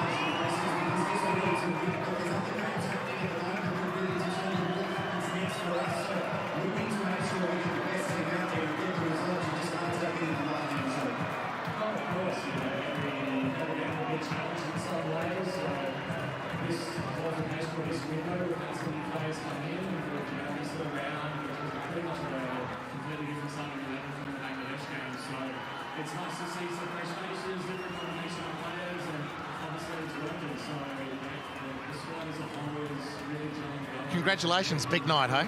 No, and obviously good result for the boys, and a fantastic performance at home. So it means a lot to do it here in Perth, and yeah, just couldn't be happier. Any sort of special feeling amongst all the West Oz boys who took the field tonight, and then for you to score that goal? Yeah, absolutely. I think we had 4 or 5 boys who are at least from here or have a connection. So I think it was important for us to represent the the WA families, and obviously bring a good performance here to Perth. So obviously all over the moon, and happy we could represent Perth in a positive way. An unbelievable A-League men's season for you last campaign, and has it really reinvigorated your belief of a longer-term commitment and contribution possibly for the Socceroos? Yeah, absolutely. I think coming back from Japan, it was one of those to sort of get back to enjoy my football and playing regularly, and it was a fantastic year and really enjoyed myself, although there was obviously some challenging times as a team. So I think that's definitely reignited my passion and motivation for the national team. And after being back in the last 2 camps, I really enjoyed it. And I think just tonight to have it here in Perth, it means the world to me. So it's definitely pushed that motivation a little bit further. And I'm excited to keep cracking on. It looked fun out there tonight. Great conditions, beautiful pitch, plenty of space in which to play as well, and a lot of good ball movement. Did it feel like that to you as well? Yeah, absolutely. I think fun's probably the perfect word to put it. It looked like everyone was enjoying themselves. I've definitely enjoyed myself tonight. I thought we created some really good chances, took them really well, and like you said, perfect conditions, good crowd here in Perth, and I think we all just really enjoyed ourselves. Well, after everything you've contributed locally, I think I speak on behalf of everyone. Congratulations. A great feeling for you to get that goal in front of your home crowd tonight. Well done to you. Thanks very much. Cheers.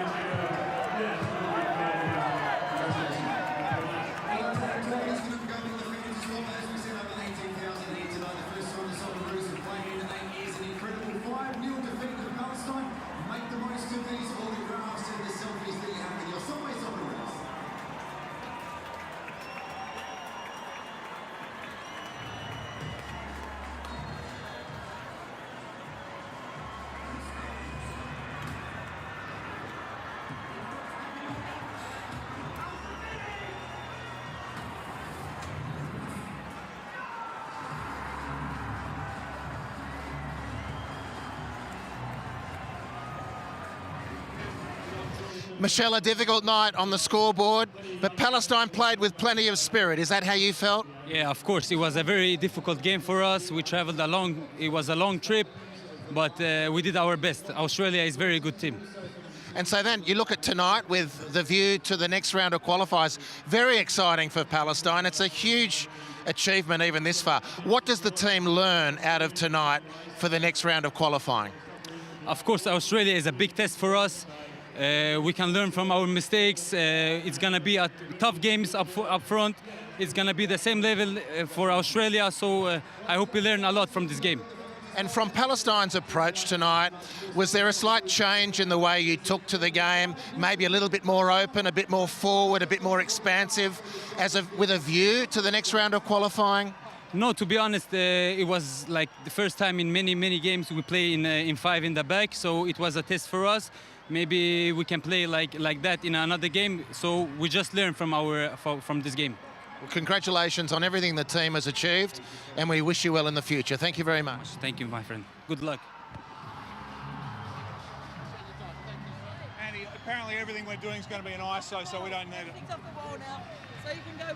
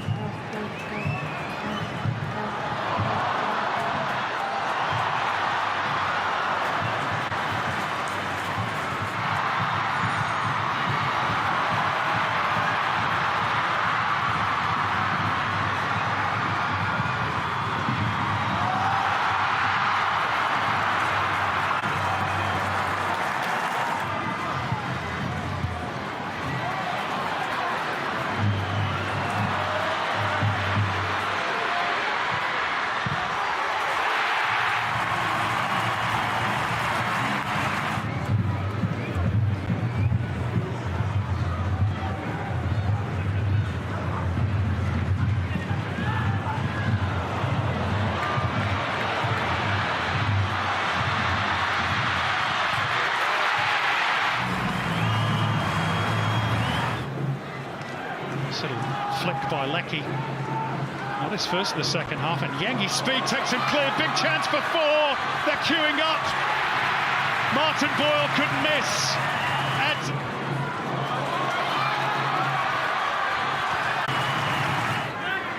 Leckie. Bacchus, and Boyle's in again here. Martin Boyle trying to chip the goalkeeper. Hamada trying to save the day.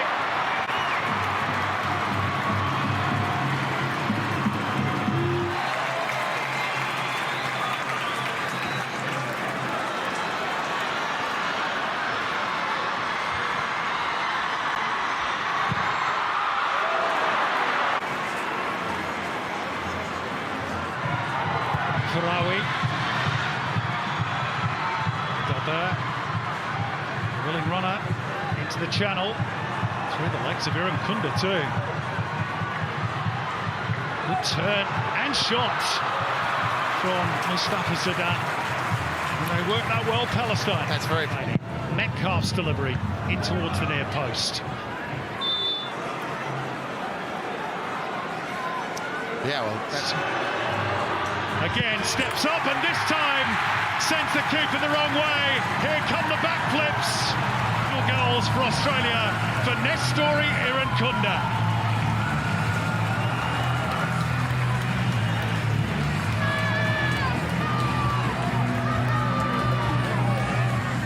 Well spotted for the penalty.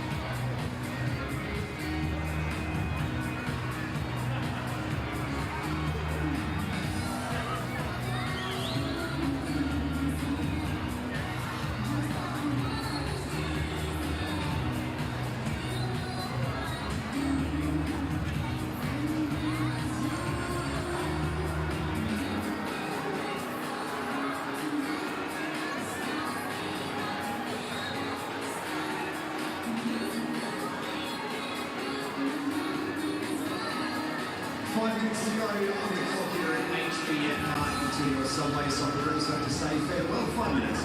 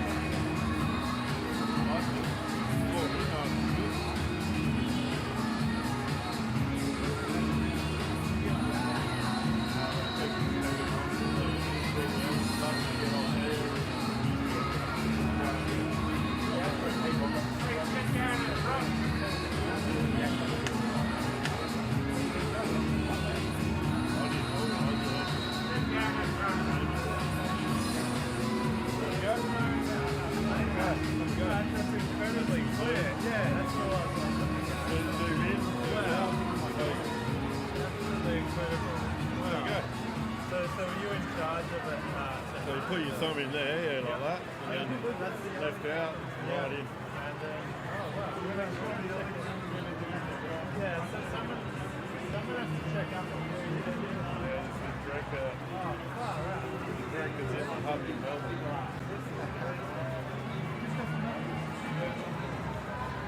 Goes to Melbourne. They put graphics in it. Going out live. I want to keep your job. That's really amazing.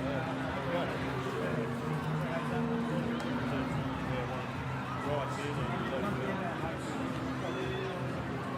and you focus, so when it goes sort of shiny, like see how it's going shiny and then not shiny and not. So when it's shiny, it's focus.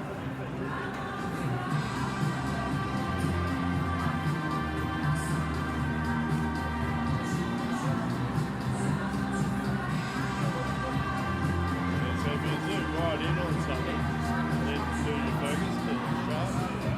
Yeah. Then from when you go in on something and it's sharp, when you come out, then everything else is sharp. Because you've set your focal point right over there. You know what I mean?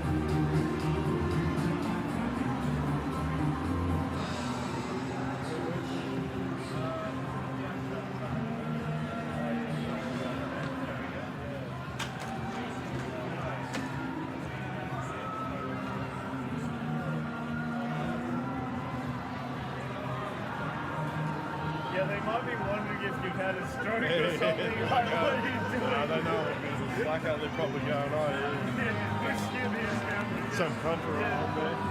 thanks for that. Yeah, then I can even further. If I push that button, I see that's my wide is left. I put the extender in and double it. So without me even zooming, I double that wide.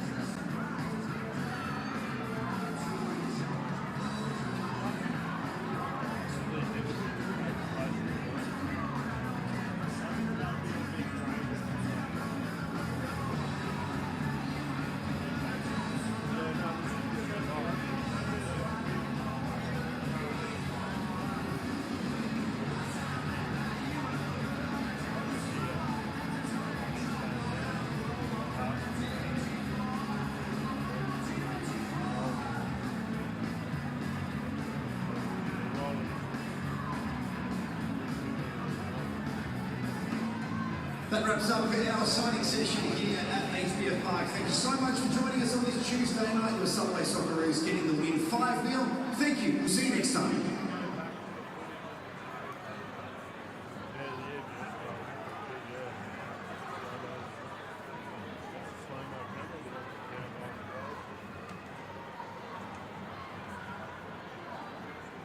But at any time we can use that, push that button.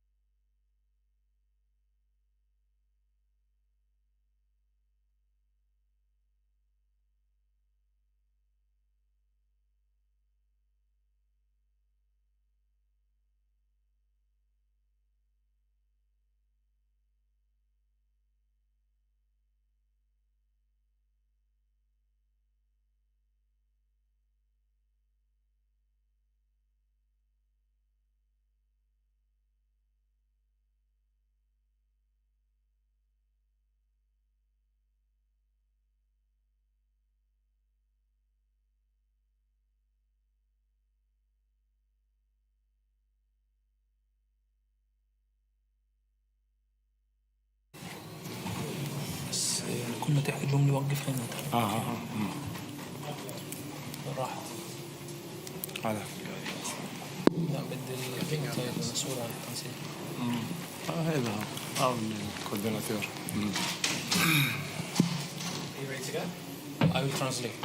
You want to translate? Yeah. Well, we only need the coach. What? You only need the coach. Coach and the player. Just I mean, we're happy to No, answer. Rebecca told me coach and the player. Are you happy for that? Yeah, I'm fine. Yeah, we always do that. No, because Rebecca told me that the coach and the player should be in the press conference. That's all right. Let's just start. Okay, let's start. Can you? Joe, if you want to get us underway. Coach Mark Ramdabou, commiserations for the result tonight. What were your reflections on the 90 minutes? شو انطباعاتك عن المباراة؟ أول شيء نشكر الجماهير الكبيرة اللي سواء من الجهة الفلسطينية ولا الأستراليين اللي جاوا يساندونا وشجعونا. نبارك المنتخب الأسترالي على الفوز. لعبنا ضد منتخب قوي، منتخب يعني يعتبر من أفضل المنتخبات في آسيا. أعتقد إنه بداية المباراة يعني الهدف الأولاني أثر علينا كثير في البداية. First of all, congratulations to the Australian team, and we thank all the fans came to the venue here. We played a good match against a very strong team.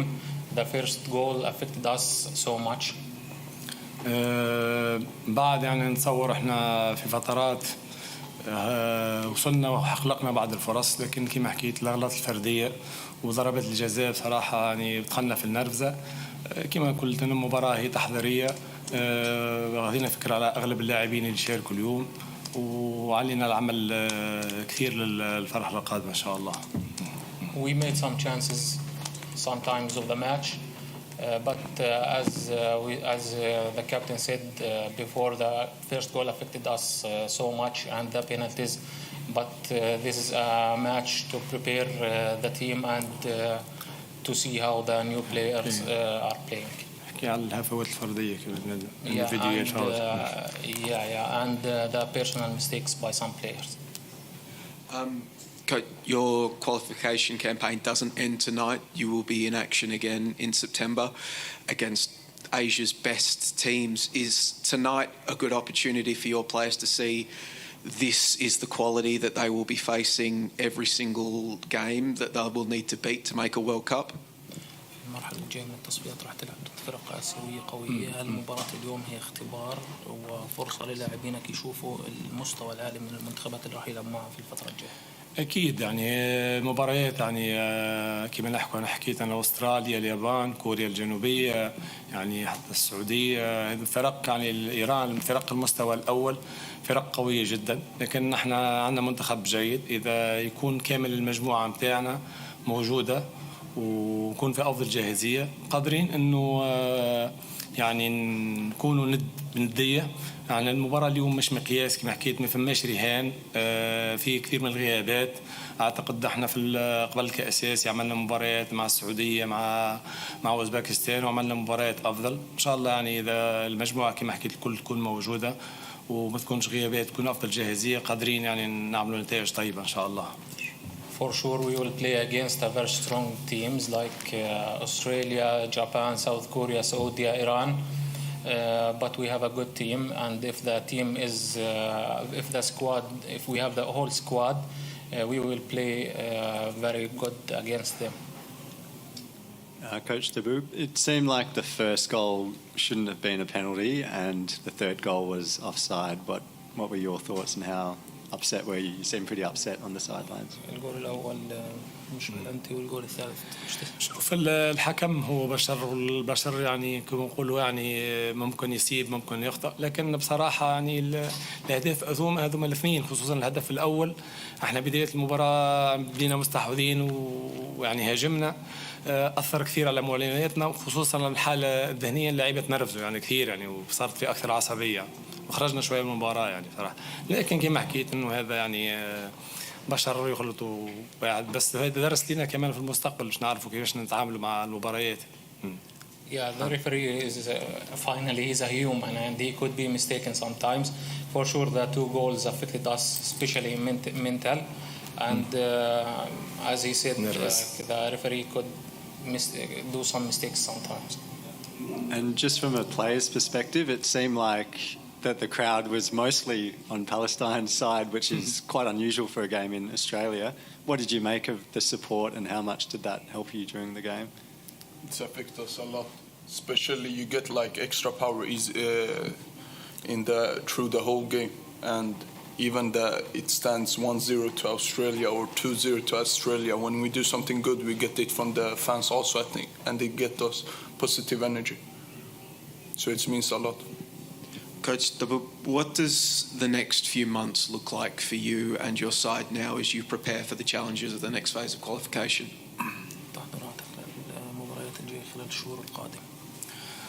والله تعرف انه ما فيش يعني بالنسبه لنا ايام الفيفا يعني ما ثماش يعني امكانيه نتاع مباراه وديه، لكن عندنا لاعبين ما عندهمش انديه، ما همش قاعدين يلعبوا، ما عندهمش يعني هذو ممكن يعني بدايه شهر 8 يكون عندنا معسكرات داخليه للاعبين اللي ما عندهمش يعني فرق، وتقعد التجمع على خير ديما قبل 3-4 ايام، يعني ما عندكش وقت برشا يعني باش تحضر المباريات يعني. We have no friendly matches because there are no FIFA days in the coming months. But maybe in the beginning of August we may do some internal camps in Palestine because we have players they don't have clubs. The internal camps in Jordan, where would you like to stage those? المعسكرات الداخلية ممكن هو قاعد أكثر يكون ممكن في الأردن ولا maybe in Jordan, yes. And just for the player, I asked your coach yesterday about his pride in your achievements in advancing and at the Asian Cup as well. Just from a player's perspective, how proud are you all of what you've been able to accomplish as a playing unit despite so much in the backgrounds that could drag you down? You've accomplished things that Palestinian football never has before. It's big, especially for me. It's first time being with the first squad and national team. From seeing them in the Asia Cup and everything, it's big to see them achieve it. And now when I'm a part of the team, it feels even bigger. Especially we now qualification for the next round, and it's a pride to be here. It's something big, and you feel it when you're here with the squad, and the team feels like a family. That's the most important thing. So everything you achieve together. That's no individual in it. It's like more everyone together, and that's the good thing with it. Thank you. Okay. Thank you everybody. Thank you. Thank you for all. Thank you. شكرا. نستاهل إن شاء الله.